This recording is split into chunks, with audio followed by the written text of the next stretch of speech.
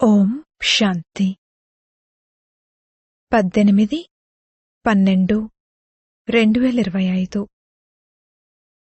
మధురమైన పిల్లలు, అనంతమైన బాబా పిల్లలైన మిమ్మల్ని జ్ఞానంతో అలంకరించడానికి వచ్చారు. ఉన్నత పదవిని పొందాలంటే సదా అలంకరించబడి ఉండండి. ప్రశ్న: ఏ పిల్లలను చూసి అనంతమైన తండ్రి చాలా సంతోషిస్తారు? జవాబు: ఏ పిల్లలైతే సేవ కోసం ఎవర్ రెడీగా ఉంటారో, అలౌకిక మరియు పారలౌకిక తండ్రులిద్దరినీ పూర్తిగా ఫాలో చేస్తారో, జ్ఞానయోగాలతో ఆత్మను అలంకరించుకుంటారో, పతితులను పావనంగా తయారుచేసే సేవను చేస్తారో, ఇటువంటి పిల్లలను చూసి అనంతమైన తండ్రికి చాలా సంతోషం కలుగుతుంది. తండ్రి కోరికేమిటంటే, నా పిల్లలు కృషి చేసి ఉన్నత పదవిని పొందాలి. ఓం శాంతి. ఆత్మిక తండ్రి ఆత్మిక పిల్లలకు చెప్తున్నారు, మధురాతి మధురమైన పిల్లలు, ఏ విధంగా లౌకిక తండ్రికి పిల్లలు ప్రియం అనిపిస్తారో, అదే విధంగా అనంతమైన తండ్రికి కూడా అనంతమైన పిల్లలు ప్రియమనిపిస్తారు. తండ్రి పిల్లలకు శిక్షణ ఇస్తారు మరియు పిల్లలు ఉన్నత పదవిని పొందాలని సావధానపరుస్తారు. ఒక తండ్రికి ఇదే కోరిక ఉంటుంది. అదే విధంగా అనంతమైన తండ్రికి కూడా ఇదే కోరిక ఉంటుంది. పిల్లలను జ్ఞానం మరియు యోగం అనే ఆభరణాలతో అలంకరిస్తారు. పిల్లలు ఉన్నత పదవిని పొందాలని ఇద్దరు తండ్రులు మిమ్మల్ని చాలా మంచి రీతిగా అలంకరిస్తారు. అలౌకిక తండ్రి కూడా సంతోషిస్తారు మరియు పారలౌకిక తండ్రి కూడా సంతోషిస్తారు. ఎవరైతే మంచి రీతిలో పురుషార్థం చేస్తారో వారిని చూసి వీరు ఫాలో ఫాదర్ చేస్తున్నారు అని అంటూ ఉంటారు కూడా. ఇద్దరినీ ఫాలో చేయాలి. ఒకరు ఆత్మిక తండ్రి, రెండవ వారు ఈ అలౌకిక తండ్రి. కావున పురుషార్థం చేసి ఉన్నత పదవిని పొందాలి. మీరు బట్టీలో ఉన్నప్పుడు అందరికీ కిరీటాల సహితంగా ఫోటోలు తీయడం జరిగింది. తండ్రి అర్థం చేయించారు, ప్రకాశ కిరీటం అనేది ఏది ఉండదు, అది పవిత్రతకు ఒక గుర్తు. దాన్ని అందరికీ ఉన్నట్లుగా చూపిస్తారు. అంతేకాని తెల్లని ప్రకాశ కిరీటమేదో ఉంటుందని కాదు. దీనిని పవిత్రతకు గుర్తుగా అర్థం చేయించడం జరుగుతుంది. మొట్టమొదట మీరు సత్యుగంలో ఉంటారు. మీరే ఉండేవారు కదా. ఆత్మ మరియు పరమాత్మ చాలా కాలం వేరుగా ఉన్నారు అని తండ్రి కూడా అంటారు. పిల్లలైన మీరే మొట్టమొదట వస్తారు, మళ్ళీ మీరే ముందు వెళ్ళాలి. ముక్తిధామం యొక్క గేట్లను కూడా మీరే తెరవాలి. పిల్లలైన మిమ్మల్ని తండ్రి అలంకరిస్తారు. పుట్టినింటిలో వనవాహంలో ఉంటారు. ఈ సమయంలో మీరు కూడా సాధారణంగా ఉండాలి. గొప్పగానూ ఉండకూడదు, తక్కువగానూ ఉండకూడదు. తండ్రి కూడా అంటారు, నేను సాధారణ తనువులో ప్రవేశిస్తాను. ఏ దేహధారిని భగవంతుడని అనలేము. మనుషులు మనుషులకు సద్గతిని ఇవ్వలేరు. సద్గతినైతే గురువే ఇస్తారు. మనుషులు 60 సంవత్సరాల తర్వాత వానప్రస్థాన్ని చేపడతారు. అప్పుడు గురువును ఆశ్రయిస్తారు. ఆ ఆచారం కూడా ఇప్పటిదే. ఇదే మళ్లీ భక్తి మార్గంలో నడుస్తుంది. ఈ రోజుల్లోనైతే చిన్నపిల్లల చేత కూడా గురువులను ఆశ్రయించేలా చేస్తూ ఉంటారు. వారిది వానప్రస్థ అవస్థ కాకపోయినా కాని మృత్యు అకస్మాత్తుగా వచ్చేస్తుంది కదా. అందుకే పిల్లల చేత కూడా గురువులను ఆశ్రయించేలా చేస్తారు. తండ్రి అంటారు, మీరందరూ ఆత్మలు, మీకు వారసత్వాన్ని పొందే హక్కు ఉంది. వారేమంటారంటే, గురువు లేకపోతే పదవిని పొందలేరు, అంటే బ్రహ్మంలో లీనమవ్వలేరు అని. మీరైతే లీనమయ్యేది లేదు. అవి భక్తి మార్గంలోని మాటలు. ఆత్మ అయితే నక్షత్రం వంటిది. అది ఒక బిందువు. తండ్రి కూడా ఒక బిందువే. ఆ బిందువునే జ్ఞానసాగరుడని అంటారు. మీరు కూడా చిన్నని ఆత్మలు. ఆత్మలోనే జ్ఞానమంతా నింపడం జరుగుతుంది. మీరు పూర్తి జ్ఞానాన్ని తీసుకుంటారు. పాస్వితోనర్గా అవుతారు కదా. శివలింగమేమీ పెద్దదిగా ఉంటుందని కాదు. ఆత్మ ఎంత పెద్దదిగా ఉంటుందో పరమాత్మ అంతే పెద్దగా ఉంటారు. ఆత్మ పాత్రను అభినయించేందుకు పరంధామం నుండి వస్తుంది. తండ్రి అంటారు, నేను కూడా అక్కడ్నుండే వస్తాను. కాని నాకు నాదంటూ శరీరం లేదు. నేను రూప్ కూడా, బసంత్ కూడా. పరమ ఆత్మ రూప్. వారిలో మొత్తం జ్ఞానమంతా నిండి ఉంది. వారు జ్ఞానవర్షాన్ని కురిపిస్తారు. అప్పుడు మనుష్యులందరూ పాపాత్ముల నుండి పుణ్యాత్ములుగా అవుతారు. తండ్రి గతి, సద్గతి రెండింటినీ ఇస్తారు. మీరు సద్గతిలోకి వెళ్తారు. మిగిలిన వారంతా గతిలోకి అనగా తమ ఇంటికి వెళ్తారు. అది స్వీట్ హోమ్. ఆత్మే ఈ చెవుల ద్వారా వింటుంది. ఇప్పుడు తండ్రి అంటారు, మధురాతి మధురమైన చాలా కాలం తర్వాత కలిసిన పిల్లలు తిరిగి వెళ్ళాలి. దానికోసం పవిత్రంగా తప్పకుండా అవ్వాలి. పవిత్రంగా అవ్వకుండా ఎవ్వరూ తిరిగి వెళ్ళలేరు. నేను అందర్నీ తీసుకువెళ్లడానికి వచ్చాను. ఆత్మలను శివుని ఊరేగింపు అనంటారు. ఇప్పుడు శివబాబా శివాలయాన్ని స్థాపన చేస్తున్నారు. మళ్లీ రావణుడొచ్చి వేశ్యాలయాన్ని స్థాపన చేస్తాడు. వామమార్గాన్ని వేశ్యాలయమని అంటారు. వివాహం చేసుకుని కూడా పవిత్రంగా ఉండే పిల్లలు బాబా వద్ద చాలామంది ఉన్నారు. సన్యాసులేమంటారంటే, ఇద్దరూ ఈ విధంగా కలిసి ఉండడం అనేది సాధ్యం కాదు అని. కాని ఇందులో చాలా సంపాదన ఉందని ఇక్కడ అర్థం చేయించడం జరుగుతుంది. పవిత్రంగా ఉన్నట్లయితే 21 జన్మల కొరకు రాజధాని లభిస్తుంది. కావున ఒక్క జన్మ పవిత్రంగా ఉండటమనేది పెద్ద విషయమేమీ కాదు. తండ్రి అంటారు, మీరు కామచితిపై కూర్చుని పూర్తిగా నల్లగా అయిపోయారు. శ్రీకృష్ణుని కోసం కూడా సుందరమైనవారు మరియు నల్లనివారు శ్యామసుందరుడని అంటారు. ఈ వివరణ ఈ సమయానికి చెందినదే. కామచితిపై కూర్చోవడంతో నల్లగా అయిపోయారు. అంతేకాక వారిని పల్లెటూరి పిల్లవాడు అని కూడా అంటారు. నిజంగా అలాగే ఉండేవారు కదా. శ్రీకృష్ణుడైతే అలా ఉండరు. వీరి అనేక జన్మల అంతిమంలోనే తండ్రి ప్రవేశించి సుందరంగా తయారుచేస్తారు. ఇప్పుడు మీరు ఒక్క తండ్రిని మాత్రమే స్మృతి చేయాలి. బాబా, మీరెంత మధురమైనవారు! ఎంత మధురమైన వారసత్వాన్ని మీరిస్తారు! మమ్మల్ని మనుషుల నుండి దేవతలుగా, మందిర యోగ్యులుగా తయారుచేస్తారు. ఈ విధంగా మీతో మీరు మాట్లాడుకోవాలి. నోటితో ఏమీ అనకూడదు. భక్తి మార్గంలో మీరు ప్రియుణ్ణి ఎంతగా స్మృతి చేస్తూ వచ్చారు. ఇప్పుడు మీరొచ్చి వారిని కలుసుకున్నారు. పాపా, మీరైతే అందరికన్నా మధురమైనవారు. మిమ్మల్ని మేమెందుకు స్మృతి చెయ్యము? మిమ్మల్ని ప్రేమ సాగరుడు, శాంతి సాగరుడు అనంటారు. మీరే వారసత్వాన్ని ఇస్తారు. అంతేకాని ప్రేరణ ద్వారా ఏమీ లభించదు. తండ్రి అయితే సమ్ముఖంలోకి వచ్చి పిల్లలైన మిమ్మల్ని చదివిస్తారు. ఇది పాఠశాల కదా.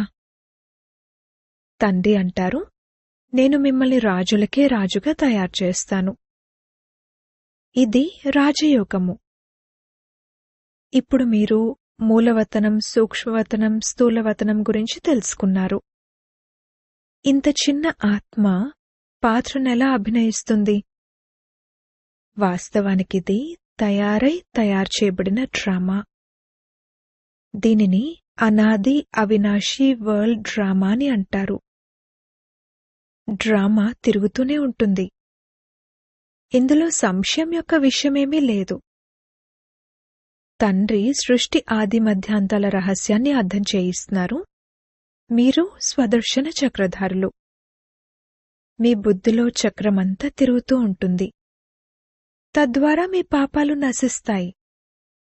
అంతేకాని శ్రీకృష్ణుడు స్వదర్శన్ చక్రాన్ని ఉపయోగించి హింస ఏమీ చేయలేదు.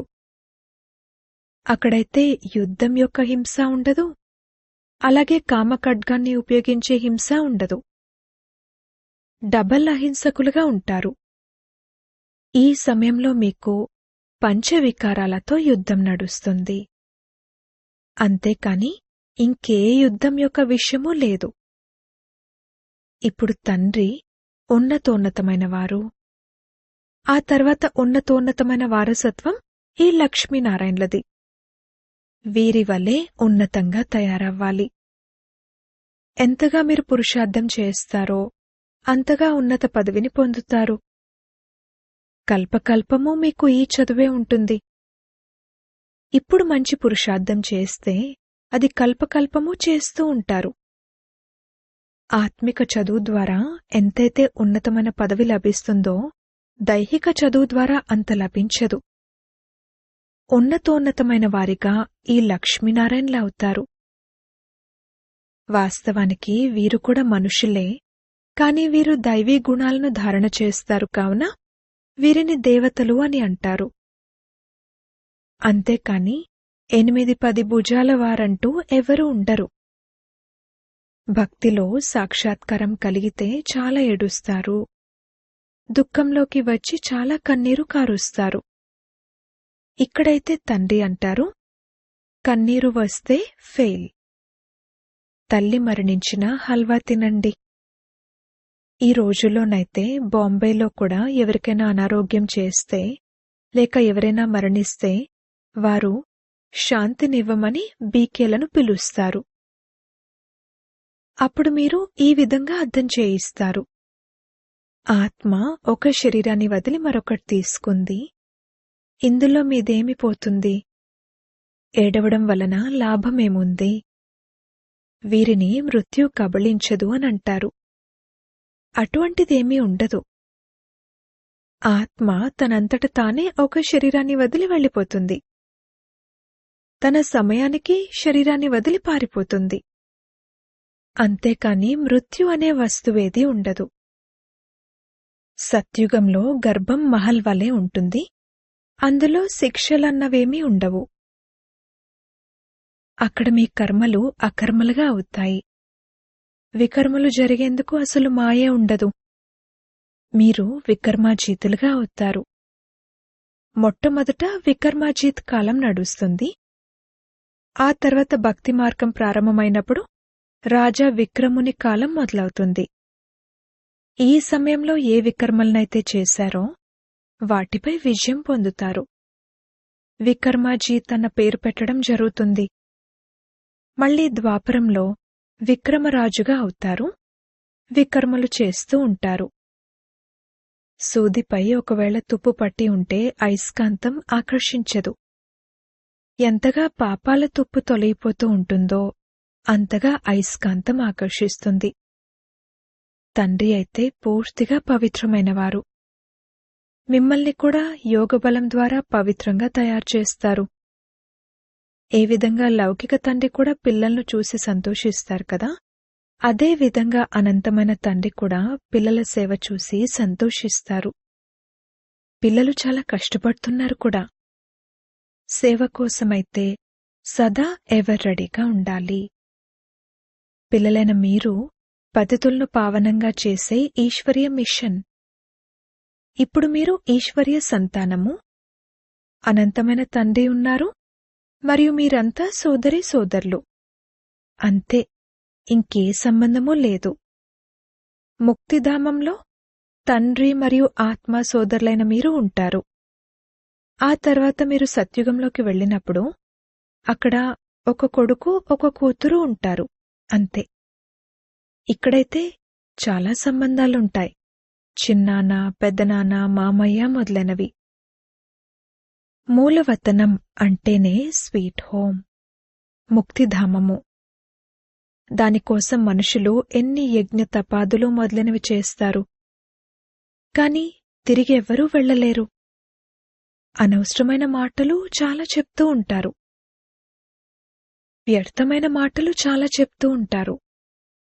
సర్వుల సద్గతిదాతైతే ఒక్కరే, ఇతరులెవ్వరూ కాదు. ఇప్పుడు మీరు సంగమయుగంలో ఉన్నారు. ఇక్కడైతే అనేక మంది మనుషులున్నారు. సత్యుగంలోనైతే చాలా కొద్దిమందే ఉంటారు. స్థాపన, ఆ తర్వాత వినాశనం జరుగుతుంది. ఇప్పుడు అనేక ధర్మాలున్న కారణంగా ఎన్ని గొడవలున్నాయి. మీరు 100% సంపన్నంగా ఉండేవారు. మళ్లీ 84 జన్మల తర్వాత 100% దీవాలా తీసేశారు. ఇప్పుడు తండ్రి వచ్చి అందరినీ మేల్కొలుపుతారు. ఇప్పుడిక మేల్కోండి, సత్యుగం వస్తోంది. సత్యమైన తండ్రే మీకు 21 జన్మల వారసత్వాన్ని ఇస్తారు. భారతే సత్యఖండంగా అవుతుంది. తండ్రి సత్యఖండంగా తయారు చేస్తారు. మరి మళ్లీ అసత్యఖండంగా ఎవరు తయారు చేస్తారు? పంచవికారాల రూపీ రావణుడు. రావణుడిది ఎంత పెద్ద దిష్టిబొమ్మను తయారు చేస్తారు. ఆ తర్వాత దాన్ని కాల్చేస్తారు. ఎందుకంటే అతడు నంబర్ 1 శత్రువు. మనుషులకు రావణరాజ్యం ఎప్పట్నుండి ప్రారంభమైంది అనేది తెలియదు. తండ్రి అర్థం చేయిస్తున్నారు. అర్ధకల్పం రామరాజ్యము, అర్ధకల్పం రావణరాజ్యము. అంతేకాని హతమార్చేందుకు రావణుడేమీ మనిషి కాదు. ఈ సమయంలో మొత్తం ప్రపంచంపై రావణరాజ్యం ఉంది. తండ్రి వచ్చి రామరాజ్యాన్ని స్థాపన చేస్తారు. ఆ తర్వాత జయ జయకారాలు జరుగుతాయి. అక్కడ సదా సంతోషం ఉంటుంది. అది ఉన్నదే సుఖధామము. దీనిని పురుషోత్తమ సంగమయుగమని అంటారు. తండ్రి అంటారు, ఈ పురుషార్థంతో మీరీ విధంగా తయారవ్వబోతున్నారు. మీ చిత్రాలను కూడా తయారు చేశారు. చాలామంది వచ్చారు. ఆ తర్వాత విన్నారు, వినిపించారు, మళ్లీ పారిపోయారు. తండ్రి వచ్చి పిల్లలైన మీకు చాలా ప్రేమగా అర్థం చేయిస్తారు. తండ్రి, టీచర్ ప్రేమిస్తారు, గురువు కూడా ప్రేమిస్తారు. సద్గురువును నిందింపజేసేవారు ఉన్నత పదవిని పొందలేరు. మీ లక్ష్యం, ఉద్దేశం ఎదురుగా నిలబడి ఉంది. ఆ గురువుల వద్ద లక్ష్యముద్దేశమేమీ ఉండదు. అదేమీ చదువు కాదు. ఇది చదువు. దీనిని యూనివర్సిటీ మరియు హాస్పిటల్ అని అంటారు. దీని ద్వారా మీరు ఎవర్ హెల్దీగా, వెల్దీగా, సదా ఆరోగ్యవంతులుగా, ఐశ్వర్యవంతులుగా అవుతారు. ఇక్కడ ఉన్నదే అసత్యము. మాయా అసత్యమైనది, శరీరము అసత్యమైనది, ఈ ప్రపంచమే అసత్యమైనది అని పాడుతారు కూడా. సత్యుగం సత్యఖండము. అక్కడైతే వజ్రవైడూర్యాల మహళ్లుంటాయి. సోమనాథ మందిరాన్ని కూడా భక్తి మార్గంలో తయారు చేశారు. ఎంత ధనం ఉండేది. దానిని ముసల్మాన్లొచ్చి దోచుకున్నారు. పెద్ద పెద్ద మసీదులు నిర్మించుకున్నారు.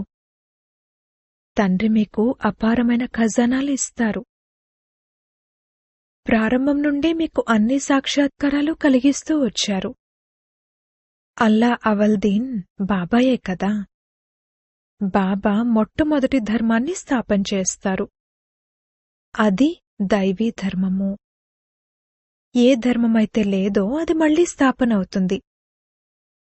ప్రాచీన సత్యుగంలో వీరి రాజ్యమే ఉండేదని, వీరిపై ఇంకెవ్వరూ ఉండేవారు కాదని అందరికీ తెలుసు.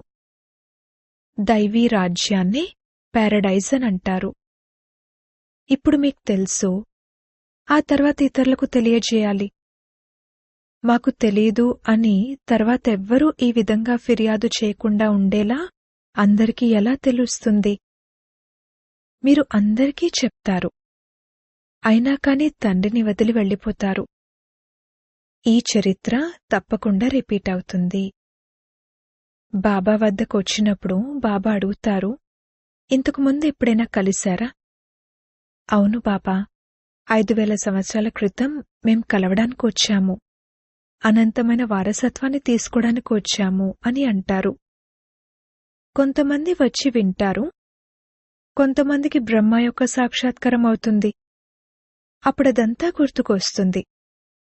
అప్పుడు వారేమంటారంటే, మేమైతే ఈ రూపాన్నే చూశాము. తండ్రి కూడా పిల్లలు చూసి సంతోషిస్తారు. మీ జోలే అవినాశీ జ్ఞానరత్నాలతో నిండుతుంది కదా. ఇది చదువు. 7 రోజుల కోర్స్ తీసుకుని ఆ తర్వాత ఎక్కడున్నా కూడా మురళి ఆధారంతో నడుచుకోవచ్చు. 7 రోజుల్లో ఎంత జ్ఞానాన్ని అర్థం చేయిస్తారంటే ఇక దాని వలన మురళిని అర్థం చేసుకోగలుగుతారు. తండ్రి అయితే పిల్లలకు అన్ని రహస్యాలను మంచి రీతిలో అర్థం చేయిస్తూ ఉంటారు. అచ్చా, మధురాతి మధురమైన సిక్కిలదే పిల్లలకు మాతా పిత బాప్దాదాల ప్రియ స్మృతులు మరియు గుడ్ మార్నింగ్. ఆత్మిక పిల్లలకు ఆత్మిక తండ్రి నమస్తే. ధారణ కొరకు ముఖ్య సారము. మొదటి పాయింట్, స్వదర్శన చక్రాన్ని తిప్పుతూ పాపాలను భస్మం చేసుకోవాలి. ఆత్మిక చదువు ద్వారా మీ పదవిని శ్రేష్టంగా తయారు చేసుకోవాలి. ఎటువంటి పరిస్థితుల్లోనూ కన్నీరు కార్చకూడదు. రెండవ పాయింట్, ఇది వానప్రస్థ అవస్థలో ఉండే సమయము. అందుకే వనవాహంలో ఉంటూ చాలా సాధారణంగా ఉండాలి. చాలా గొప్పగానూ ఉండకూడదు, చాలా తక్కువగానూ ఉండకూడదు. తిరిగి వెళ్లేందుకు ఆత్మను సంపూర్ణ పావనంగా తయారు చేసుకోవాలి. వరదానము, సదా మౌల్డయ్యే విశేషత ద్వారా, మల్చుకునే విశేషత ద్వారా సంపర్కంలో మరియు సేవలో సఫలురుగా అయ్యే సఫలతామూర్తు భవ. ఏ పిల్లల్లోనైతే స్వయాన్ని మలుచుకునే విశేషత ఉంటుందో వారు సహజంగానే స్వర్ణయుగపు స్థితి వరకు చేరుకోగలుగుతారు. ఎటువంటి సమయమో ఎటువంటి పరిస్థితో దాని అనుసారంగా తమ ధారణలను ప్రత్యక్షం చేసుకునేందుకు స్వయాన్ని మలుచుకోవాల్సి ఉంటుంది. అలా మలుచుకోగలిగిన వారే రియల్ గోల్డ్ వంటివారు. ఏ విధంగా సాకార బాబాలో ఈ విశేషతను చూశారు.